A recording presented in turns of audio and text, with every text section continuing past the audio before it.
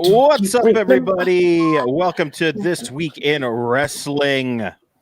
Facebook.com/THS Wrestling News, YouTube.com/that hashtag show TV, Twitch.tv/that hashtag show, and Instagram.com/THS.wrestling. Happy Sunday. Hope everybody had a good weekend. We got a lot to talk about. WWE, Impact, AEW, NXT, and Tingle's background. AAA and my background. We'll get to that in a minute. But before we get to that, I'm John. I'm joined by Neeson. Neeson, how you doing? All I gotta say is, do you remember, girl? That's I was just listening to Remember the Time, and it had me thinking about when wrestling was actually good. Damn. Do you remember when that video premiered on Fox? I think it was Sunday night. Do you remember that? I do remember. It was like a special. Yeah. And then I remember watching it and thinking if I spun really fast, I could turn it to dust. You could. Remember I was that? literally putting messing up my rug. Like I was trying to spin super fast. Remember Matthew, what's up, man? Remember when they would do that with videos? It'd be like a huge world premiere, and now it's like nobody. World premiere. It was like a world premiere too. It was like a special occasion and everything. Yeah, they did. It was. Do you remember the time? And they did Black or White. I remember. Yeah, oh yeah. Both on Fox. Prime time, baby. Ken, what's going on? Johnny, how you doing? I'm doing good. Interested to get to talk about what we got planned for tonight, especially our upcoming award, which is yes. And it's funny, low key to Denise's comment, remember when wrestling was good. I was looking at our award winners from last year, and quite a bit has changed, gents. Quite a bit has changed. Do you remember, girl, when wrestling was good? What about CM Punk? Oh man, now I know what I'm opening Spotify after this and trying to jam to the hits after that. All right, guys. So before we get into our jam-packed show, we got to shout out Death Wish Coffee. Use the promo code #show at checkout, 10% off. Check them out. It's the universe's strongest coffee. It's so strong you might be able to remember who the Forgotten Sons are. Please don't. Or you can just watch Raw and SmackDown now because they're just two of them are shaved and look like a condom, and one of them. Holy hell! Well, I mean, let's get to it. We're going to start off with WWE, and we are going to talk about Elias has a new let's call him a manager. He has a new manager by his side. One Jackson Riker, who has been gone for 6 months. You think he learned anything while he was gone? Probably not. But he's back, and there he is. Probably not going to wrestle. He's just. Why are you here, dude? You don't bring anything to the table at all. Do we have any thoughts on this scumbag being back on back on our televisions? I think if you want to make Elias hated, why not bring somebody that has real life heat to sit next to him? True. And also I think that Jason Rocker does have a look to him, right? He has a look. I can see why they saw the Forgotten Sons was formed. Even when it was formed, we were like, oh, he looks like a monster in NXT. It could be something good and et cetera. But I just think that it's interesting to see the play. You said learn something, and then I thought that was interesting, right? Because we can't. Yes, his political views, and his things may be things that we do not agree with at all. Yet we can't stop him from working a job or anything, right? That's what we shouldn't do. So if he is talented, 1, 2 has a look, 3 holds a purpose next to Elias, because I feel like Elias will get cheered. And I know it's weird because it's no real audience, right? But if you're playing towards a real audience on TV, Elias will get cheered more than he will get booed. Yeah. And so you put somebody next to him that has real life heat. And this is the only, guys, I love playing devil's advocate. This is the only excuse I could make why that he's on television. This is it. Yeah. That's pretty much it. I mean, if we go back, a lot of good people randomly lost their jobs at WWE, and Jackson Riker, who, I mean, I could go on Cage Match right now and see how many matches this dude has wrestled, because he doesn't cut promos, he doesn't wrestle, he just stands there and interferes in matches. That's wasn't he he wrestled a in Impact. in Impact? Yeah. I don't remember his name because, I mean... Yeah, I don't remember his name. But he was like a mainstay over there, right? He's like a mid-Carter guy. Yeah. Gunner. That's right. Gunner. The last time Jackson Riker wrestled, this is according to CageMatch.net, which is a great resource if everyone wants to go check that out. February 22nd of this year on a house show. Damn. In a 6-man tag. Oh, okay. So I actually did wrestle, stand on the sides.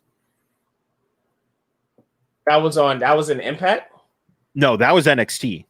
Oh, NXT. Oh, okay. It was a house show. He wrestled Travis Banks. Oh, there's another name. At the end of last year in a 2-minute squash match. No one has the last name like Banks to get squashed like that. Disrespect. No, Travis Banks won that match. Oh, good. In 2 Shout out minutes. Travis Banks. So, I mean, I don't get it. I guess good for him for having a job. I don't know. I would say this. Oh, go ahead, Parker. I was gonna say, like, low-key thing is, I'm not surprised. I mean, the thing about it is, though, is that, like, I know, like, there's a lot of people on the internet who are, like, upset about this, but it's like, are you really surprised, though? It's like, you gotta remember, they brought back fucking Hulk Hogan after the bullshit he did when he got tall and Cape. And the thing about it is, with this dude, we can, like, here's the thing, we can't say that he's probably maybe, like, racist, sexist, some other shit or whatever, because he hasn't actually, like, verbatimly said it. We just go by his political views, but we actually say he actually believes any of these things. But with Hulk Hogan, someone could be like, now that motherfucker racist, he actually came back and got his job back. So, I mean, are we really surprised by this? Plus, I mean, the thing about this was that, he came out claiming to be a Trump supporter, but you got to remember, too, though, Vince McMahon, Steph, the whole family was in there with Trump taking pictures and everything like that, too. So, again, from business perspective, he probably didn't see anything that bad by that, whatever. He probably was just like, you put your foot in their mouth at the wrong time. And so the thing about this is that, like, you really can't be surprised that they brought this dude back. And the thing about it is, over these past 6 months, we know they talk about TV, but we never heard he was fired. And so because you can't be fired. Like I said, you can't be fired for your political views. You can't be fired for, the things that you believe in. I would say this, though. I'm more surprised of his former counterparts' roles or his former partners' roles. Yeah, so let's move on to SmackDown. King Corbin now. I just want to put his picture up right now. Just look at this. These absolute dorks. Look at these dorks. Are you like intimidated by these dudes, these clean-shaven men wearing hoodies and blazers? What the fuck is going on? So the Forgotten Sons are with King Corbin. I believe they are the Knights of Corbin's Court or something like that. I'm not really sure what it's called, but what's that? The Knights of Corbinite? Maybe. I don't know. I wish they were Corbinites like us. I wish, but they but here's the thing. I mean, I never thought they were a bad tag team. I just hated Jackson Riker. We'll get to I have not explained this green screen to either of my co-hosts. It just showed up and they're like, what is happening? And I'm like dead center. I'm right in between Archibald Peck and sexy Chucky T. It's great. Yeah, with the long hair. Look at that. Sexy Chucky.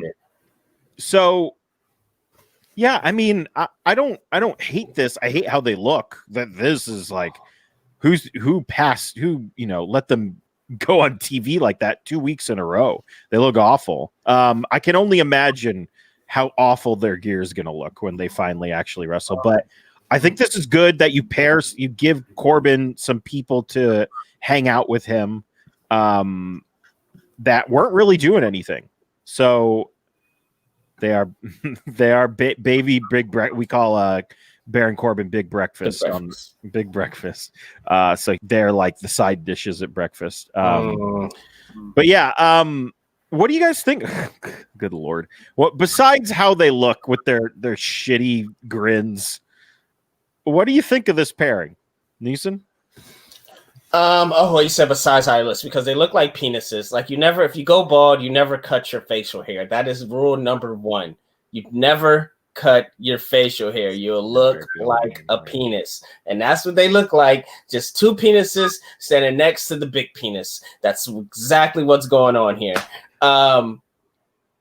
But I do think that these are 2 talented guys, and I am excited to actually see them work as a tag team, because I did like their work as a tag team in NXT when they were doing the Forgotten Sons and everybody was screaming, "Stay forgotten." And I wish we was in front of a crowd now so we could all just scream "Stay forgotten," dicks. So, but we can't. So here we are, and I am a Corbinite, and I just may get that hoodie because I think it's a pretty dope hoodie. It's a cool logo. Yeah.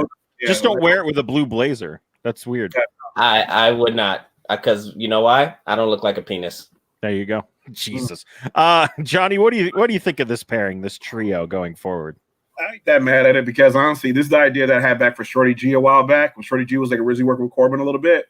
I was like, oh shit, they're going to drop the Shorty G thing, and he's going to do like his own Knights of the Round Table thing. I thought it was going to like Shorty G would be a part of that, which That's right.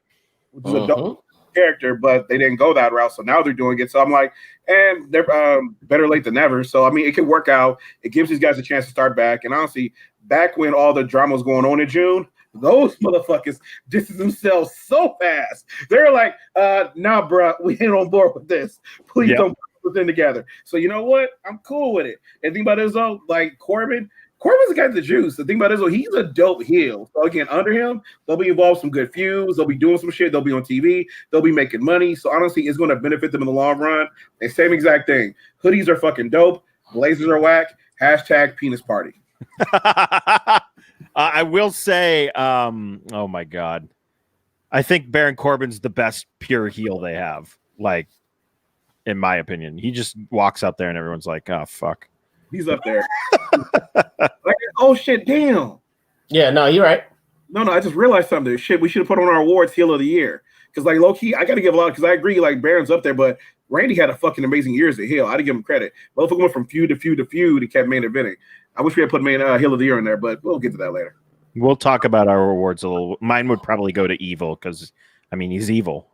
Yeah, that's true. That's good. Yeah. I will say, this is a side note. Now that we're looking at Hiromu Takahashi, the winner of Best of the Super Juniors this year, he and El Desperado had a match of the year candidate a couple of nights ago. Got to check out that match. It's fucking nuts. Absolutely insane. Anyway, don't know how you have time to do anything with all the wrestling you watch. Just FYI. I will let everybody know my my top 100 wrestlers of the year will be coming out probably the first. I've been working year round on it, so I'm very tired, and I can't wait to be tired again next year, because wrestling forever. Anyway, we had a contract signing on SmackDown between and also the stamp made its return, which is great. Gosh. Sorry. That'll be the rest of the show. That picture is the rest of the show. So we got the contract signing between Sasha Banks and Carmella. I don't know if I just hadn't watched these. I just picked these as I went. I wasn't looking for details like some of us are. How you be finding these angles, John?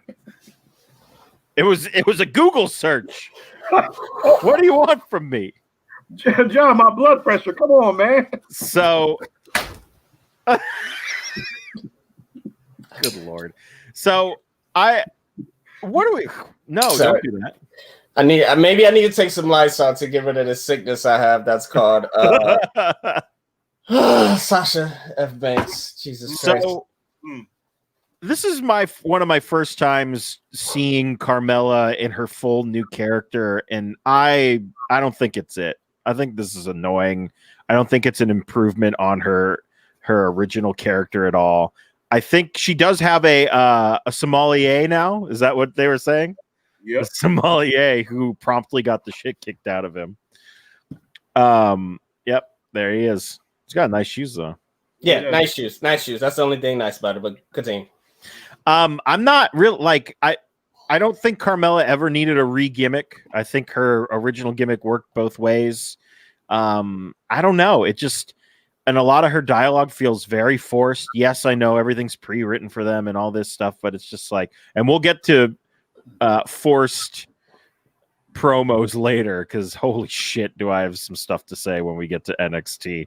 But I mean, I'm here for the match. I think the match is going to be great. I think this is a good feud for Sasha. It gets her away from Bayley for a little bit, but I don't know. What do we think of Carmella and her sommelier and her smashing the bottle on Sasha and all this stuff? I don't know where you kind of want me to start. Okay, so Carmella's interest, and I'll start with Carmella. Carmella, I think the presentation, like Michael Cole said, is a presentation. He said, wow, now that's an entrance. And I think that was a Vince McMahon line. Yeah, if there ever was one. That's an entrance. Wow, now that's an entrance. At the same time, though, I find it's better. Her gimmick now is better than it was just a couple of weeks ago. So I think she's just falling into it a little more and figuring out her level of comfort into it. When she first came out with it and she was on Talking Smack, it was a bad rendition of a 2009 Kim Kardashian interview. It was bad. But I think now she's finding that line. The issue that I really have is why do we need the Splenda version of Wale to help her and to interact in this? I don't even know his name, and I know he's an NXT superstar, but who cares? Because Wale Sweet and Low over there is coming up and is getting his ass beat and interfering with matches and shit, and there's no need because Carmella, they just ran the same thing back with that they had with James No Chin. I forget his name. What's his name? I forgot his name. James Ellsworth. James Ellsworth. Yeah, James No Chin. Like they just had the same thing with him. So is the proof is what you're saying is Carmella can't challenge for these titles without a man next to her. And I don't really like that. Now, no, that's awful. It's awful as hell. But can we just talk about how Sasha Banks is the best dressed women's wrestler ever? Like, I know Lita changed the game when she was having a little thong and the low jabos. Like it was a game changer for everything. And then Trish Stratus was like more of the high class feminine thing. Yeah, it was great. Sasha Banks has killed it for like this, especially this whole pandemic. But since she came back, every single night has been a fire new outfit every single time. And this outfit right here, I don't mean sure. This outfit right here, this is on some 1998 B-girl, like it's the jean, it's the denim, but sparkly with the crop cut. Yo, I just almost like I don't know what to do. Like, what do you do when you see that? Like, you want her to win. She looks like a star. Sasha Banks is bigger than the title. Like, this is why people say that, because every time she comes out, she looks bigger, better, faster, stronger. And yes, I'm saying that with emphasis because this is what we're going to see, ladies and gentlemen, at WrestleMania. Sasha Banks versus Bianca Belair. And God, I fucking hope so. And because this is what we're doing. We're building we're taking the two tadpoles of the females division on SmackDown, and we're building a new character within Carmella, and we're building a new character within Bianca Belair with Bayley. And it's fucking fantastic. And I love it. I love every minute, second, breath of it. Wait, 2 women's storylines? That's impossible.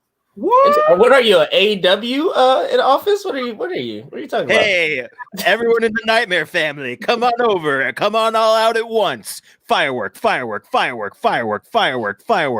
18 minutes later. Well, I should walk to the ring now. Anyway. Johnny, what do you think? Okay, so one, I totally agree. Sasha's gear, her dress, totally fucking fire. It's amazing every single time. Like, gosh damn it. Come on, I'm trying to speak Neeson. God damn, man. Damn it, Neeson. I didn't pick the photos, ladies and gentlemen. It's not me. I didn't see these pictures properly. I might get fired from my day job because of this. Right. but the thing about it is though is that like when it comes to like, so we're talking about one person's outfits, I still don't like Carmella's new gear. Like I really don't feel. I hate it. It's awful. Yeah, it looks like really awkward to me and everything like that. I think the gear totally needs to be reworked because the old gear kind of showed a personality. This shit, I'm just not feeling. 2, as far as this whole going though, I'm willing to give it a chance because I low key remember back when, because I was thinking about this today as I was watching it. There's like, because there's parts of it I do like the whole thing of having champagne by the ring whenever you win. I'm like, that's just kind of cool. So you're literally popping bottles on bitches and shit like that. And I'm using the term bitches in general, not for women type deal. Oh yeah, you would never call the Boston Blueprint the standard, the GOAT, the queen of the cell, Sasha Banks a bitch. I know that. I never had. And the thing about it is though, so there's aspects of this I like, but there's aspects of this I'm kind of feel like are kind of redundant. Again, like why is everybody getting a black male servant right now? Shit, like AJ Styles, now Carmella. I'm like, the fuck? Are me and Decent gonna be hired in 2 weeks on that bitch? Like, what the fuck? If I could be Sasha Banks' servant, let me tell you, buy THS, buy Neft, buy mom, buy dad. Do I have a kid? Fuck them kids. I'm gone. Fuck them kids. Bro, quote from me saying if you go work for Sasha Banks. And so again, there's parts of this that I like, there's parts of it that I don't like. And the thing about it is though, she's supposed to do this whole like Kardashian thing, but you know that when she busts that bottle against her back and she's talking mess to her, she reverted back to that old kind of like Staten Island trash talk because that's who the fuck you kind of are. That was like part of like who you really are though. So it still ain't all playing out though. I will say this though, the entrance was different. The entrance was interesting. They really had to put a lot of stuff around it. So, I mean, like, I ain't gonna hate on that much. But again, the rest of these parts of the character aren't working for me. However, with that said, though, when Bayley first appeared, I was like, this shit is trash. A year later, I was like, damn, Bayley got really good as a heel. This shit really came full circle. Wait, you didn't like Bayley as a heel at the top? No, if you remember when we were on the program, none of us did. Because remember when Jay Washington was on with us, he was calling her like Aunt Karen, and we all cracking up and shit like that, all the stuff. It was like I thought that's why we did like it because it was so different. Yeah, it didn't. No, we thought it felt unnatural. It was just like very forced. Like they're like, you have to say bitch on the air so everyone knows you're evil now. Oh yeah, that one, the big we did say that about when she was like, so So my whole thing is now I'm gonna give you 2-3 months, like, cause that's like 8 programs to get your shit together to figure some stuff out, and by then I'll come back and make like a solid judgment. But I will say the parts of it that I do like, the champagne, the entrance, okay, that's cool. But the rest of it, the black man servant, the whole your attitude doesn't really fit, the ring gear, all the stuff, it's still not vibing for me. So they need to kind of iron this out and get it together a little bit. Well, let's be clear, we are for the black man servant. If Sasha Banks, the GOAT, the Blueprint, the Standard, the Queen of the Cell, hires Neeson as her black servant, and I fly in there and I whoop Sweet and Low Wale's ass, and then me and Banks is going on the town popping bottles, models, yeah. And my hashtag, fuck them kids, I'm gone. All right, so that's the only way we support black male servant is if it gets Neeson a job. That's the only way for Sasha Banks. He ain't working for nobody else. Nobody else. Vince, you don't even got to cut my check. Just Sasha, cut the check. You don't even got to cut a check. Just fly me out. Get me flown out, Sasha. Get me flown out. The real talk though, Io Shirai, if you need a black male servant, you give your boy a call. I will be out there Harlem shaking doing that.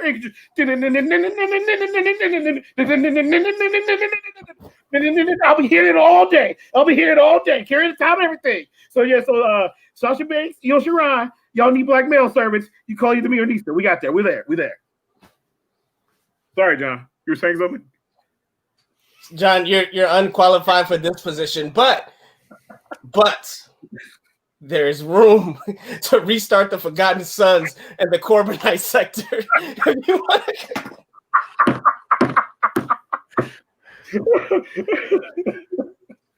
Oh my God. So I'm going to explain my background real quick. So that's this is Archibald Peck. That's Chuck Taylor. This was a match that happened in Chikara way back in the day. It was a full-on. It's probably one of the best comedy matches I've ever seen. And they stopped in the middle of the match to take pictures in front of this mural that was in the arena. Yes, and it's very funny. I'll see if I can find it for you guys and send it to you. And yes, Marianne, yep, 100% can confirm it's exactly the same. All right, let's move on to Impact. Did we all watch Impact this week? Because I know about 35,000 other people tuned in to watch it, more than usually do. I watched the last segment. Holy crap. So, Kenny said Don Callis said Kenny was showing up. This was the last segment.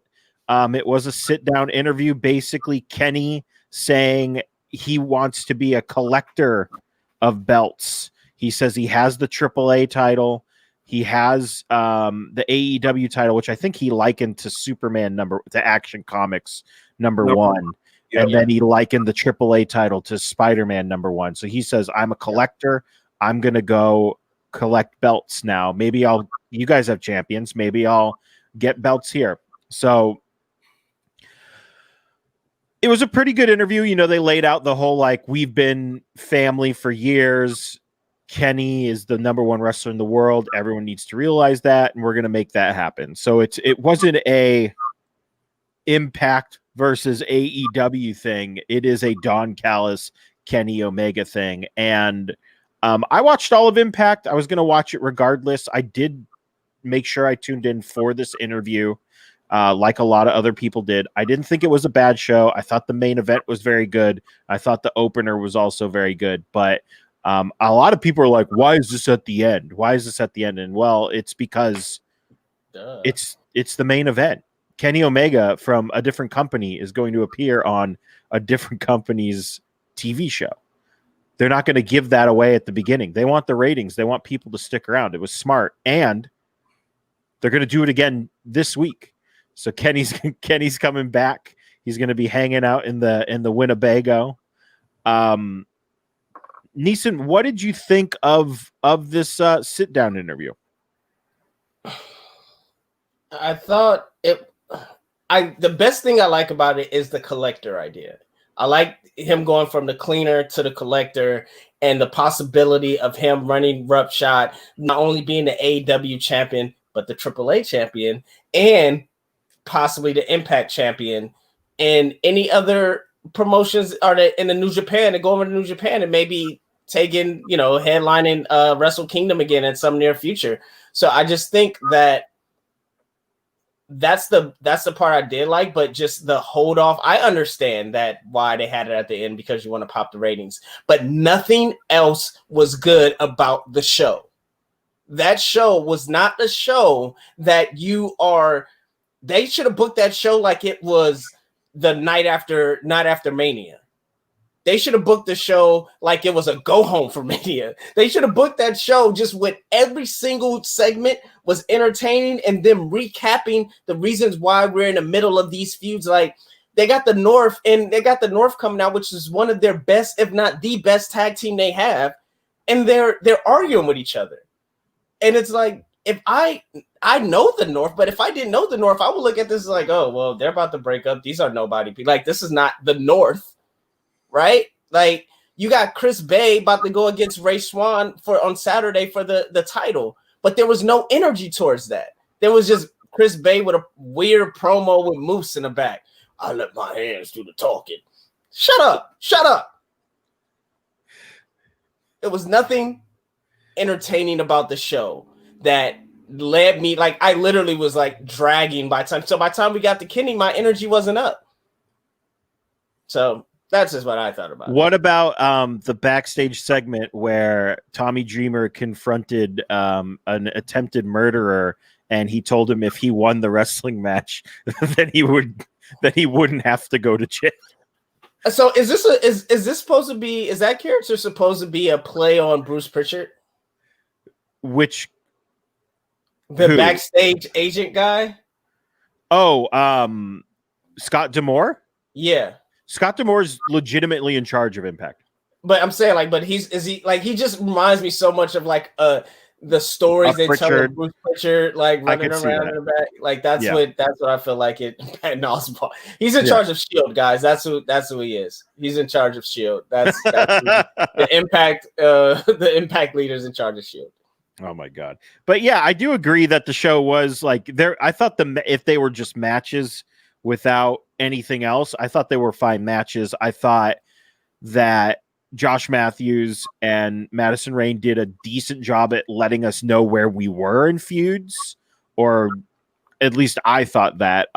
Johnny, how do you feel about the show, and what did you think about what Kenny had to say at the end? So first, I agree with Neeson. I think the thing about it is that this is a very like invaluable opportunity that you have right now, because we're doing like this in-brand promotion thing. The thing about it is that you're getting more eyes on you than ever. Like I watched it today when they put the whole show on YouTube, which is like fucking dope. They put the entire show on YouTube.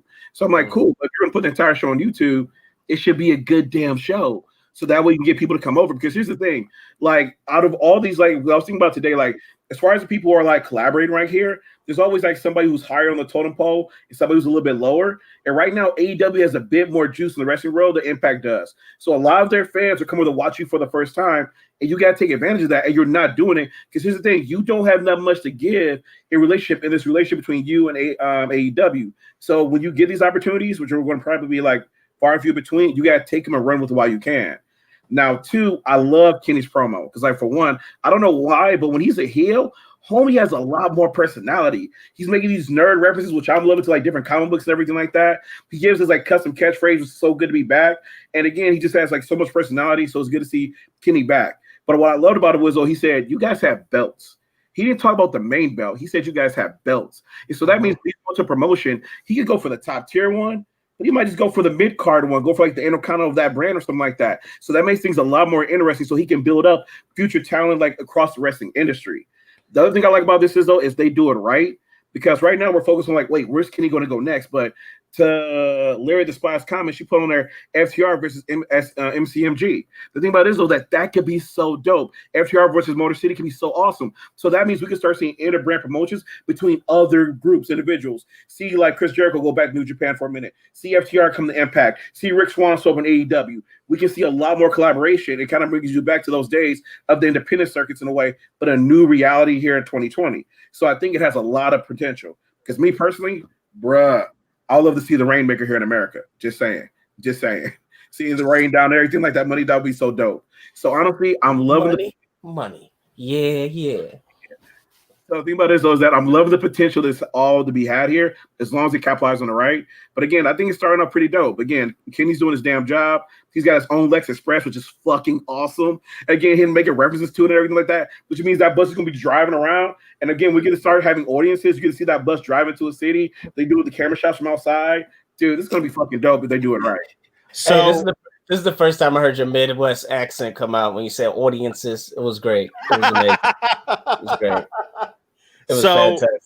Here's the other problem with yes, the show didn't feel like a big show, and we've heard rumors that this has been in the works for a little while, but Impact, I mean, spoiler for, let me pull back the curtain, they tape well in advance. So this could have been, and we know Kenny was at the Impact Zone, but he was just that's why he was just in the bus. He's just in the bus. And then they did it again on Saturday. He was still just in the bus again. So I don't want to fault Impact too much for not putting on a huge show, because this is what they had in the can. And maybe that's, because they have the build up to their show they already planned.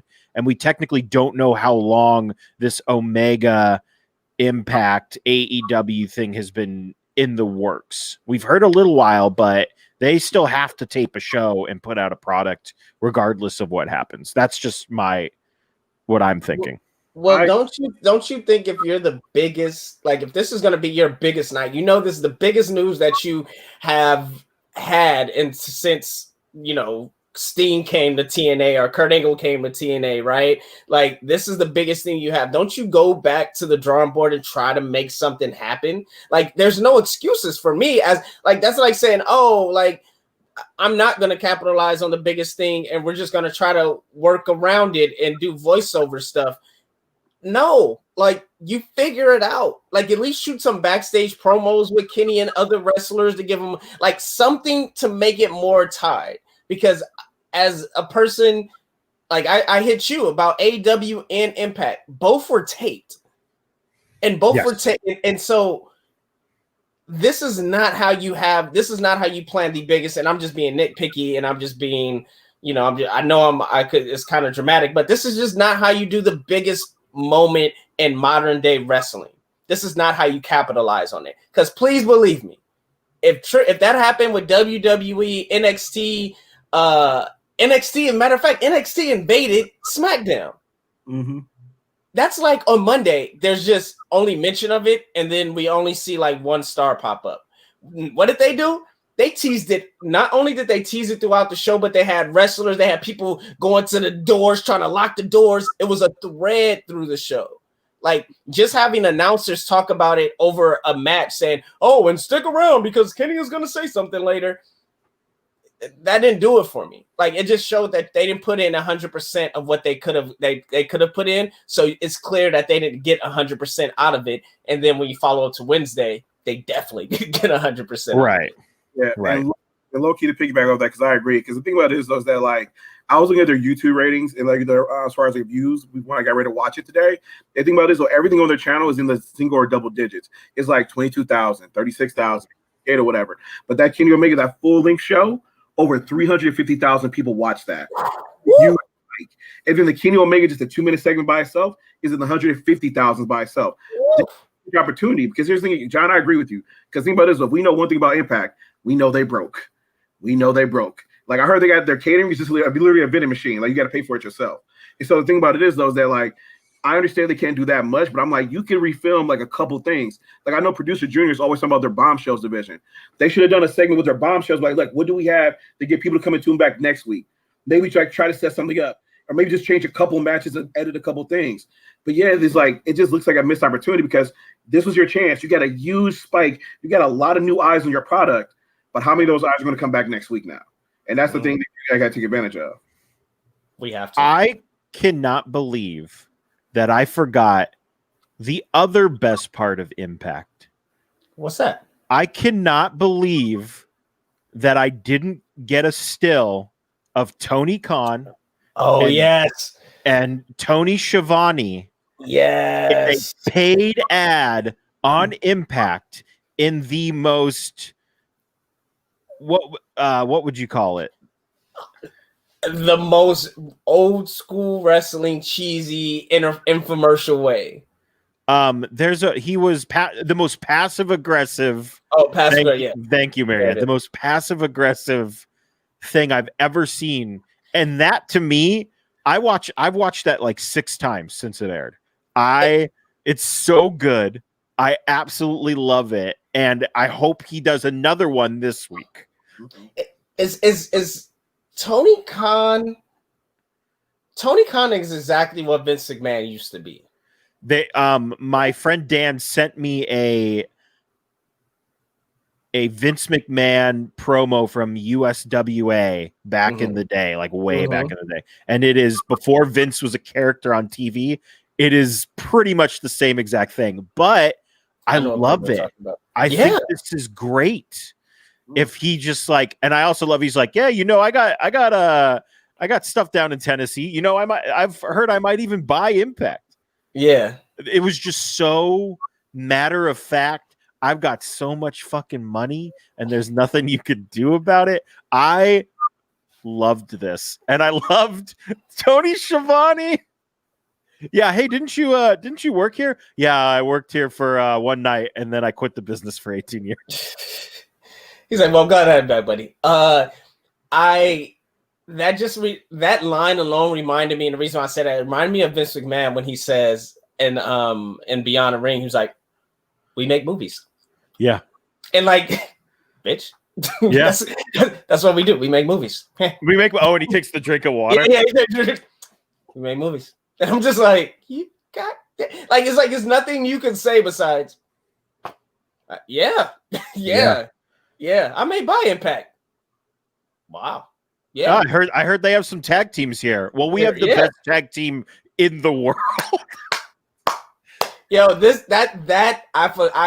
didn't forget about it, but I'm happy you brought it up because that definitely, and Ken brought it up in the chat as well. Like that definitely was the highlight of the show. And it just the fact that it was like, this is paid for by AEW. Like, yes, this is paid for by AEW is amazing. Where he's like, yeah, I thought I'd help out the show. I think it'd be good for the show.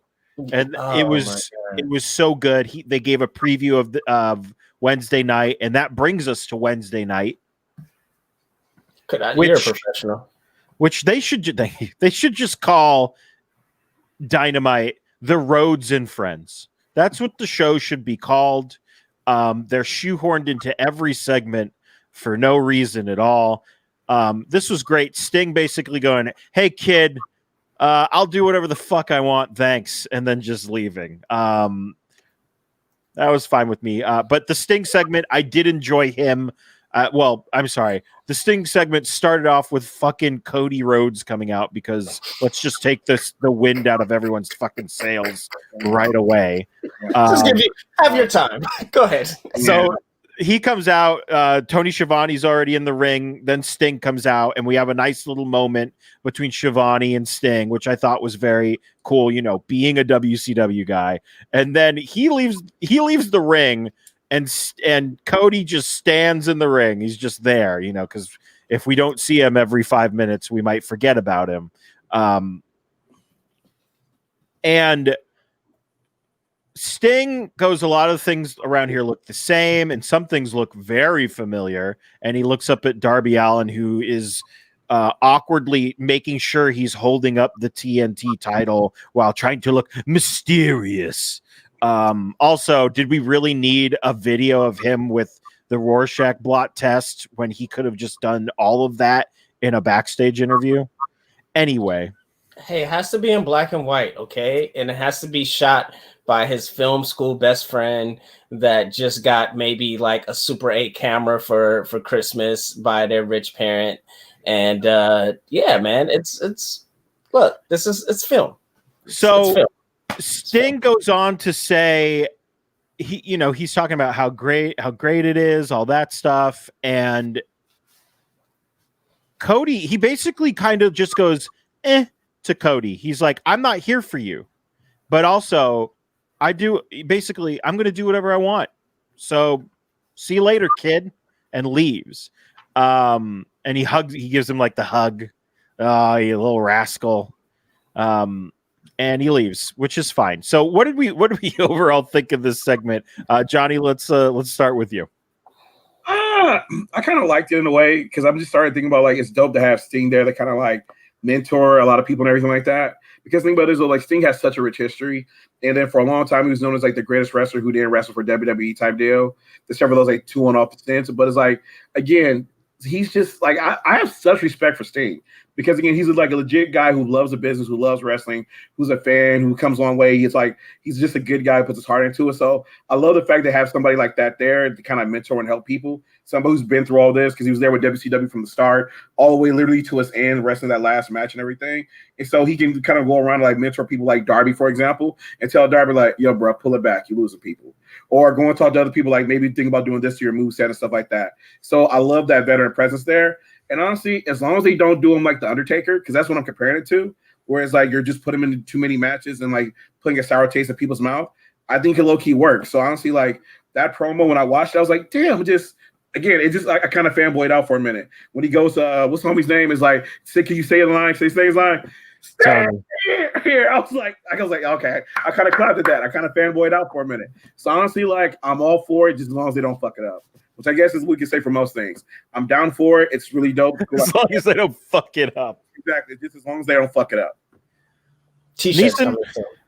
As long as they don't fuck it up. That'll be our official THS wrestling shirt. We'll love it as long as they don't fuck it up. Olive Garden boys. As long as they don't fuck it up. There you go. As long as they don't fuck it up. Ken mentions Arn staring at him and basically being like, I don't know what you're doing here, but I better get the hell out of here before I punch you. Because if there's one thing that stays constant throughout time, it is Arn Anderson will turn on Sting at any given chance. Neeson, what'd you think of Sting saying words to us, the viewers at home? If we get Darby Allin versus Sting, or if we get Cody Rhodes versus Sting, I will fly down to Jacksonville, Florida. I will go to Daly's place. I will find Tony Khan's trailer. Oh God! And I will give him an upper deck in his toilet. Why? Wow.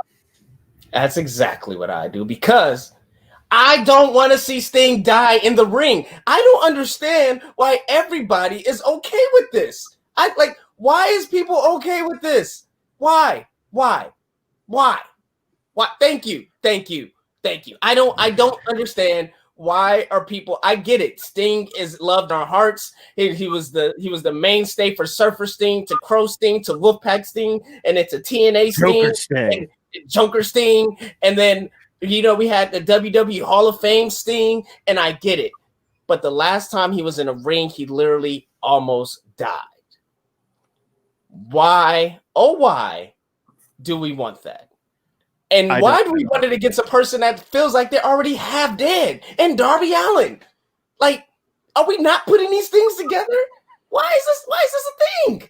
Oh, and then by the way, the Cody Rhodes show. Yes, it's all about the Rhodes and the Cody Rhodes. And the best thing in that promo was the makeup that got put on to Cody Rhodes' head. And he actually checked for it, because I was like, he's not going to check it. I checked for it. He's smart. That's a smart kid. Besides that, man, I don't want to see this. But I'm excited for Sting. I think it's great. I did have the chills. It's whack that it was pre-taped. Stupid. Should never been pre-taped, because that artificial crowd noise was trash. Oh, it was awful all night. During this whole promo and night, but during this whole promo, you do not do an iconic figure like that and have a bit. This is first time talking on a mic. And the last thing I'm gonna say, those shirts are fucking fantastic. I need to get one. I definitely got to get one, and it's the highest selling T-shirt ever at Pro Wrestling Tees. Apparently, yes, ever. Damn. Yeah, this rings very true. I don't need to see that. I don't need to see a coffin drop on Sting. And then what if they're gonna have Sting mentor Darby instead? Well, I mean, sure, but I like that also I fucking hope would be an off-air real life mentorship, because like Darby has something. Like, as much shit as I give him, he's got something, and he just needs some seasoning and some help, and he needs to start doing the Scorpion Death Drop. So taking his Percocets. Maybe that too. Maybe that is. Sorry, guys. Let's go off the rails. But I will say this though. I agree though, but like, because think about this though, is that he shouldn't wrestle. Like, I like what they do with Arn Edison, when Arn will get in there, like throw a punch at somebody or like something cool like that, or do like a spine buster. Just one quick thing. It's like, oh, that was so cool. But like, it was like, no, you ain't doing no matches. And the thing about this, for anybody that does want Sting to do a match, okay, let's just remember, Sting is 61. Sting is a seasoned old man. Like, wait, he's 61? 61. I just looked that shit up right now just to be sure. Yeah, he's 61. And here's the thing. So just as a quick callback, so remember when Undertaker wrestled? Who did he wrestle? Goldberg. Well, and Roman Reigns. So both those situations almost died. You know how old Undertaker is? 54? 55. 55, yeah. So again, Sting's got 6 years on him, and that shit kind of fucking matters. So the thing about it is, though, him being there, fucking cool. Adding the legitimacy to the WCW AEW legacy, fucking dope. Mentoring, giving that wisdom, passing it on, maybe help save the company a little bit, fucking awesome. Getting in the ring, hell to the no. Because one, it's bad. Two, as Lisa said, what happens if he gets in the ring? He what? Gonna die. He's gonna die. So let's not do that shit, because I don't want that shit on my conscience. Thank you.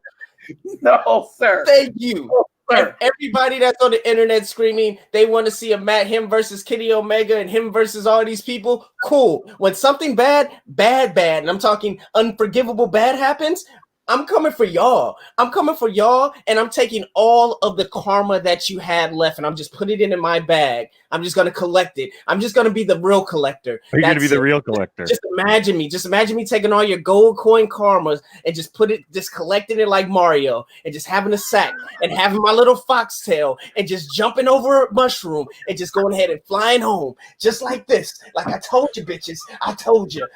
Why did he go Mario 3? Why did he go full Super Mario 3? It's Tanuki Mario, right? Is that the... Yeah, exactly, yeah. Amazing. Real talk, though. Like, nobody better be showing up saying, always remember Sting. Like, no one better be saying that shit.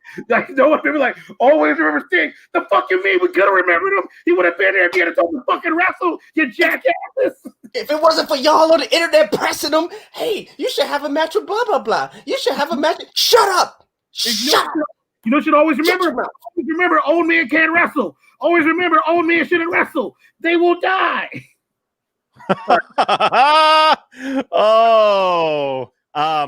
Olive Garden boys. Old man should wrestle and die. The reason I'm fist pumping over here, and we're running really long, is I'm in my fantasy playoffs right now. Big Ben just threw a touchdown and 2-point conversion, and your boy's back in it.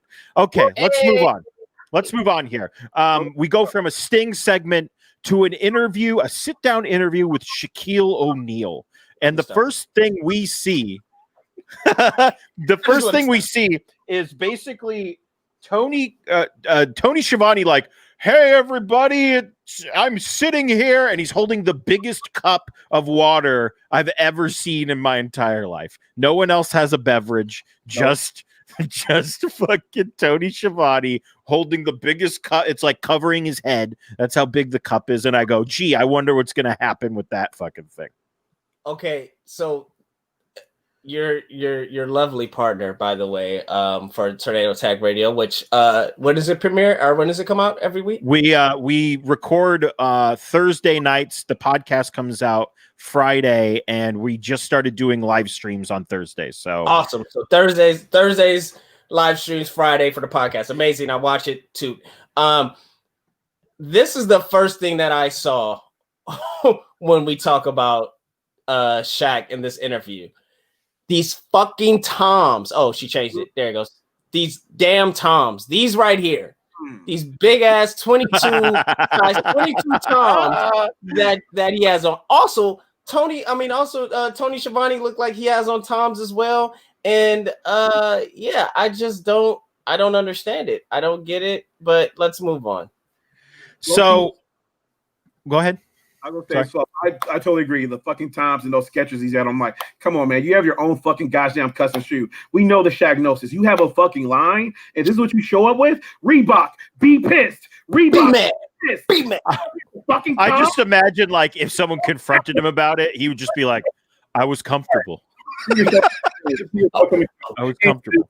You know what really pissed me off about this shit? It's comfortable. First thing, John, I don't know how often you watch Inside the NBA. And he said, I know you watch Inside the NBA. I was watching that shit, was like, why did this son of a bitch lose weight? Why did this motherfucker lose weight? He better not get in that fucking ring. He better Think about getting that fucking ring. Yeah, he's gonna wrestle. He's gonna wrestle Cody. He's gonna be Cody versus Shaq, and I don't know who I'm gonna root for besides the referee. I'm gonna root for no one to get horribly hurt. Is what I'm gonna root for. I'm gonna root for him to fall asleep during the match like Mike Tyson did when he came through. Okay, so yeah, for some reason during this, did this segment really draw 1.2? Holy shit, it was awful, Ken. We had Brandy Rhodes, who apparently suffered a broken arm, and let me tell you, man, if I ever broke my arm, I don't think I'd be like, ow, oh my arm. Oh, my arm is broken. This is how we ended the segment, with Shaq looking dead into the camera, probably thinking, what the fuck did I agree to? What am I doing? From now on. So, yeah, this segment was just bad. I don't even really care to talk about it anymore, but what are you guys thinking? We have Brandy there. She throws the giant cup of water in his face. He says, like, I apologize for all these things, blah, blah, blah. I think you and Jade should really work out I don't know. I don't care. It was fucking, like, awful. It was very not good. All I'm going to say is this picture, I'm going to post this picture with a caption and say, when she doesn't tell you. That's all I got to say, guys. I could be on to the next one. Oh, good Lord. I mean, yeah, I'm just shaking my head. Because the thing about it doesn't surprise me because Shaq throws his name behind everything. I mean, from everything from Icy Hot to the general insurance. So, like, Shaq throws his name behind everything. So, this shit doesn't surprise me. Let's just, I mean, we're going to see the car wreck. So, we might as well just watch it. Like, we're not supposed to rubberneck. We're not supposed to slow down and look at the car wreck. We're going to slow down and look at the car wreck. So, we'll just wait and watch how this plays out. But by the way, Larry the Spy, what fucking shoes did Tony have on? I'm low-key interested. What shoes did Tony have on? I thought they look like some goddamn Skechers to me. I think that's what they might be. But let's move on. We had Kenny Omega again showing up in a helicopter, which was cool, and basically cutting the same exact promo with Don Callis.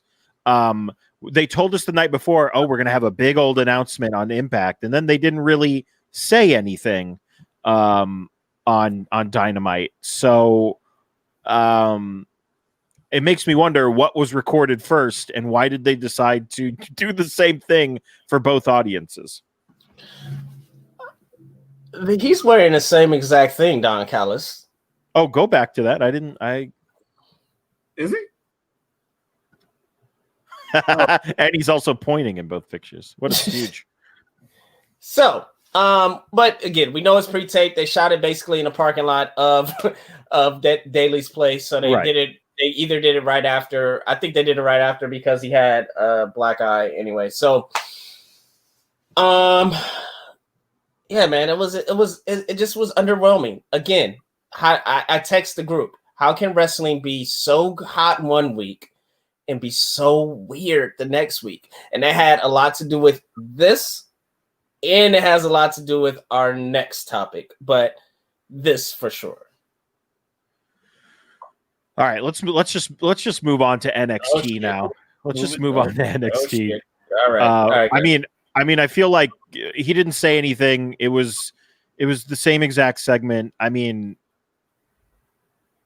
why are you wasting? Like, you told us to watch Impact. We all watched Impact, and then the next night we're like, "Ooh, what's going to happen now?" And then it was the same exact thing. I almost think Don Callis was like saying the exact same thing, like it was verbatim for Kenny's stuff. But this, yes, in Orange Cassidy and MJF they fought, and then Miro came out. The end. We're an hour into this show. Pingo has a lot to say about this next topic, so we're just gonna lay out and we're just gonna allow him to stretch his wings. And wow, where did you get that from, Parker? That's a you got that NXT hat? Oh yeah. Okay. Did you buy that after Finn Balor's horribly shitty promo? No. Way before that. So we open NXT with I'm blurry. That's how upset I am. We open NXT with Finn Balor, who's already in the ring for some reason, and he's like, Oi, everyone, it's me, Finn Balor. When the cat's here, the mice are also somewhere, but you don't know who I am. Do you know who I am? I don't know. And then it's like like, what is he saying? Like, he's just like, it feels like he took lyrics or like movie dialogue from 15 different movies and put them in like the equivalent of Movie Shaker. Do you remember Movie Shaker? It was a thing where you put in a bunch of clips and you hit shake and it made some music video. That's what his fucking promo felt like. It was just him saying a bunch of like, ooh, you don't know who I am, but maybe you do. I'm the champion. The champion's back. He wasn't here, but now he is. And it's like, fucking, what are we doing? And then apparently nobody, and I'm one to fucking talk, nobody wears any other color but black at NXT. And I'm sitting here and I'm wearing all fucking black. So what the fuck do I know? We're all wearing black. But it was just like, what, did the band get back together? Are they going to play one more show? Like, what's fucking happening here in the ring? It was bad. Come on, that promo was not good. You can't sit here and be like Finn's promos since he's come back. When the cat is away, the mice will play. Well, the cat is back. What the fuck is this? This is fucking Dr. Seuss nonsense. What the fuck are we doing? You're the prince. Oh my god. Oh, the prince. Did you hear what he said? He told everyone they were cats and that he was. I don't fucking know. Fucking what in the fucking hell? So everybody comes out and they go, I want a title shot. No, I want a title shot. No, I want the title shot. And then they all fight and Finn walks away and he goes, oh, if you want the Finn rub, I don't even fucking know. But if you want the Finn rub, you guys have to talk to Regal because I don't give a shit. And then out comes Scarlett, and Scarlett comes out, and this is where shit just makes absolutely no sense. She walks around him and he goes, tell your boy that I'm ready when he's ready. And then Damian Priest calls Scarlett a smoke show and says, do you do all the talking to your boy while he waits in the car? And then Karrion Kross comes out later on and attacks Damian Priest. So here's my question to you guys. Gosh damn. If Karrion Kross is ready to fight and he heard the NXT champion say, tell your boy when he wants a shot, come to me when he's ready. Clearly he's ready. Why is he fighting Damian Priest?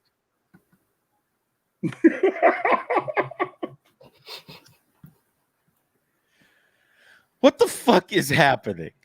This was so bad. Well, Kyle O'Reilly is great, guys. That's all I'm here to say. Would you like to go check on your mic? Do not get me wrong. The whole with the three of them interacting and being like, yeah, you actually have to win to be here. You haven't won anything lately. I thought all that was great. And Kyle O'Reilly, oh my God, he could talk. I had no idea here. And I was like, yeah, I want to see that match again. Let's do it. So we are going to end up getting Dunn versus Kyle O'Reilly, and the winner will face Balor at New Year's Evil. So, I mean, I'm excited for that. I hope it's done. I think that would be a great match. But yeah, I mean, am I wrong about Finn Balor? Like, this promo was awful. It was not good. Like, ugh. No, you're not wrong. This promo was definitely trash. I just think they need to find you're only as good. The one thing I did like, you're only as good as your challengers. So they're clearly trying to build up. You don't rush Karrion Kross to Finn right now. So I agree. I think using I keep saying punishment, but using Damian Priest as that level up as a former North American champion, you could level him up and then, could get to Finn. I think that's a great thing because you could build the two. I do think it was a little wonky how you get him there, but if you listen to what the words were said was he basically like went at his girl. Yes, and if you're going at your girl, you're like, all right, I'm gonna get the title, but now I gotta beat this dude's ass first because he's talking shit about my girl. Mm-hmm. And so I think that just needs to be explained a little more. But I thought the wording was there, just kind of got lost in the because it just was so bad beforehand.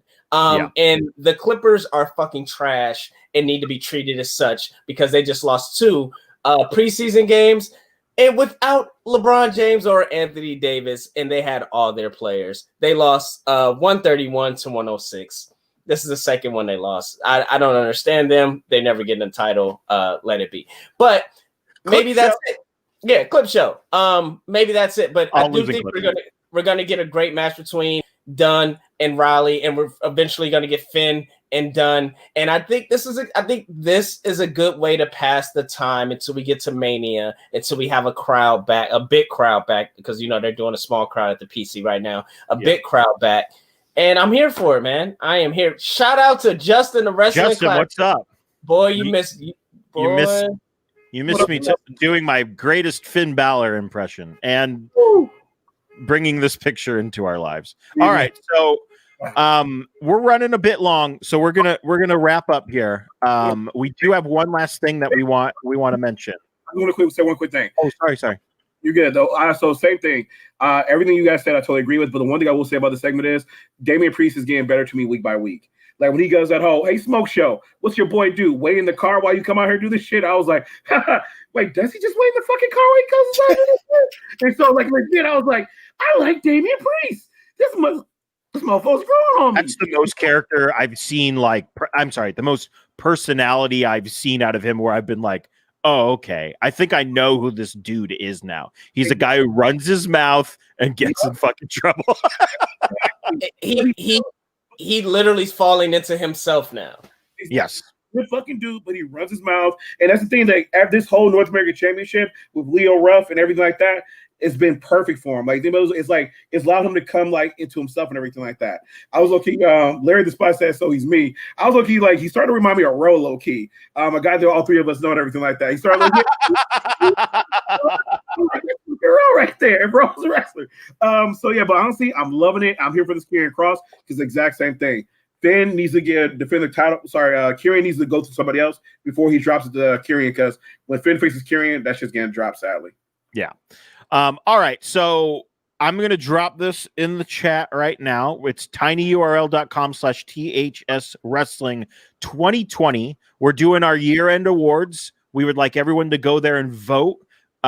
There's some stuff you can select from. We have best male wrestler, best female wrestler, best tag team, moment, up and coming, or big in 2021. We got a bunch of categories out there. We're going to do our year-end show on the 27th. So we're giving you guys 2 weeks. We're giving you guys a lot of time to vote.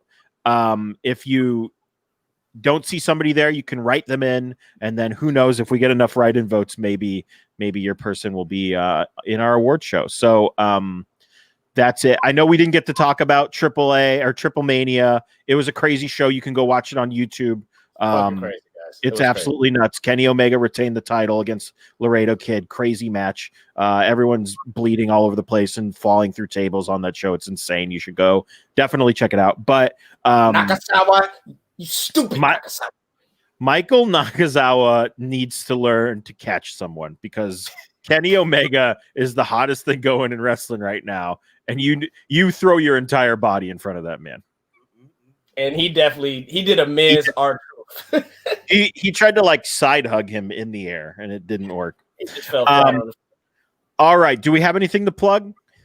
Yes, go to our Instagram, ths.wrestling. If you can't click the link here, or you want to click the link later, we have the link in our bio right now. So make sure you go up and click our link to make sure you vote. So for the year-end awards, what is it? Is this the second annual or third annual? It's the third. This is the third annual. Our second. It's our second. It's the third annual. You and Joe did the first annual one. So I remember watching that. That was a lot of fun. When you guys had the belt and you'd switch it back and forth. Oh yeah. So This is our 3rd annual year-end awards. Please be a part of it. Your votes matter. Your votes count. Get out there and vote. Also, if you're in Georgia, get out there and vote. Yes, please. Absolutely. And also, don't forget as well, because we talked about this in the chat. So take a look at our categories. If you feel strongly about somebody, record yourself, maybe like a 10-second thing. Say like, why do you think they got the rest of the year, match of the year, whatever, and send it to us. And then next week or the week after, we can play that. So if you're down for that, drop it, record it, send it to us. We'd be happy to show it. And again, get involved. You too can be on the show. There you go. Perfect. All right. So that's it for us this week. Facebook.com/THS Wrestling News, Instagram.com/THS.Wrestling, YouTube.com/that#show TV, Twitch.tv/that#show. But most importantly, guys, that#show.com for everything trending in geek pop culture. And we'll talk to you guys next week. I'll make Chuck Taylor an option. Bye, y'all. Woo! Oh, Jesus. I can't breathe.